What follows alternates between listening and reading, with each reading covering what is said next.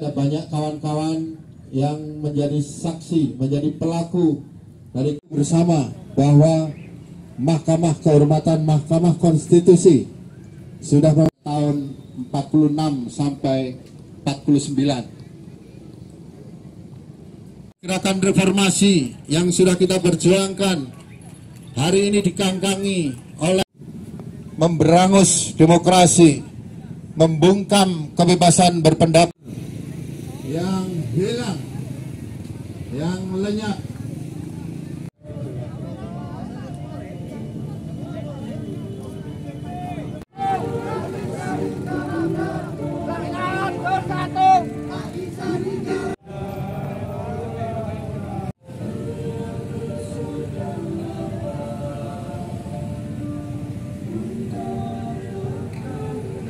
Dan obrolannya itu kemudian dilanjutkan melalui WA.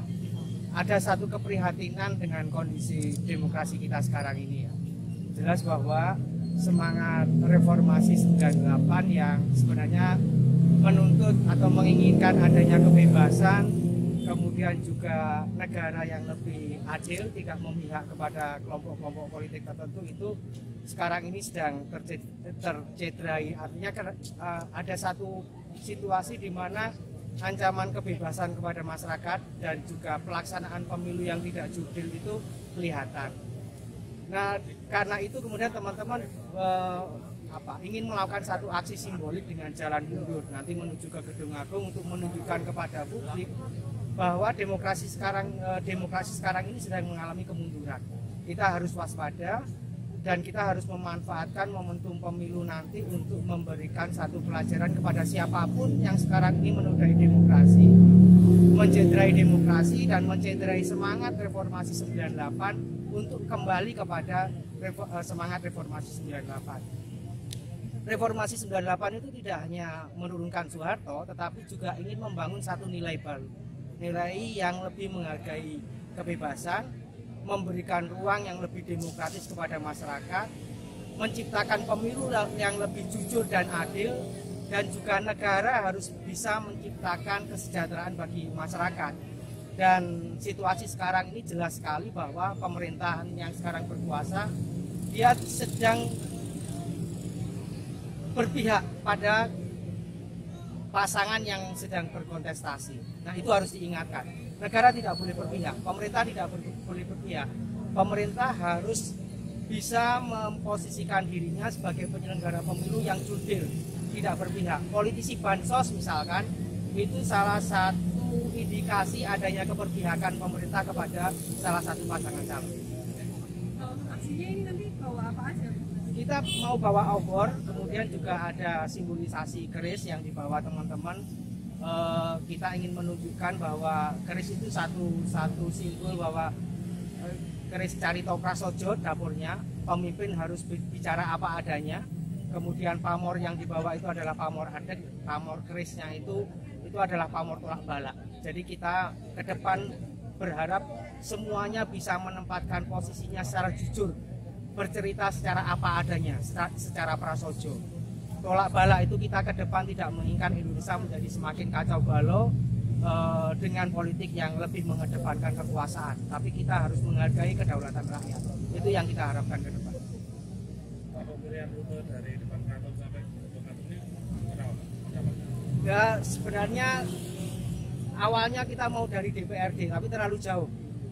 Lalu kita mengambil simbol bahwa keraton alun-alun dulu juga menjadi salah satu titik penting di dalam reformasi 98 ya.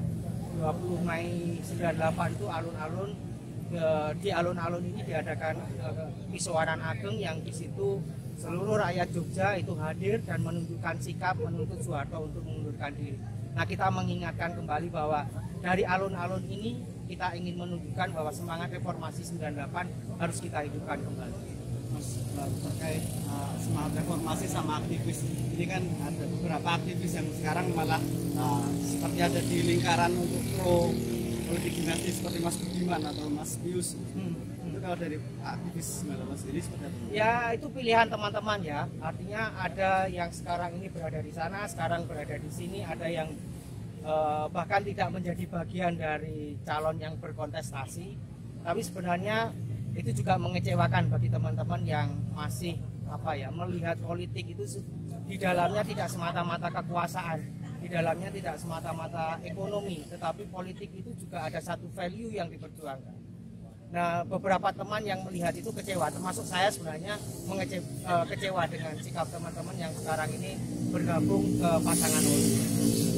Kalau mungkin dari Aktif sendiri melihat gerakan kritik kampus, gelombang kritik kampus yang sekarang masih terus ada ini. Ya, saya kira apa yang kemarin disampaikan ya, diawali dari UGM, kemudian diikuti mungkin puluhan sekarang ini ya kampus-kampus yang lain, itu menunjukkan bahwa ada satu kegelisahan yang sudah cukup meluas di masyarakat, tapi selama ini tidak terartikulasikan. Ada kecemasan yang muncul ada di dalam kalangan akademisi, tapi selama ini itu tidak muncul sebagai satu statement. Itu terlihat setelah UGM kemudian diikuti oleh kampus-kampus yang lain, bahkan juga beberapa elemen masyarakat saya kira juga menunjukkan kegelisahan itu.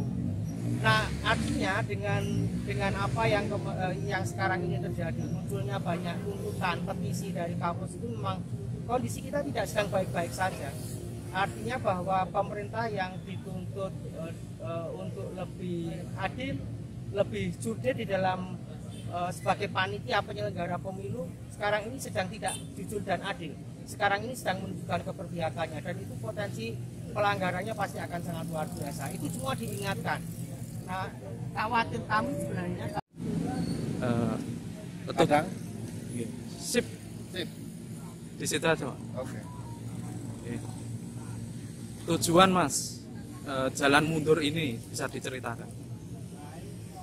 Acara jalan mundur demokrasi ditutuskan secara spontan oleh teman-teman aktivis Yogyakarta, khususnya teman-teman aktivis 98 yang merasa bahwa situasi yang terjadi akhir-akhir ini di Indonesia itu mengundang rasa keprihatinan yang mendalam.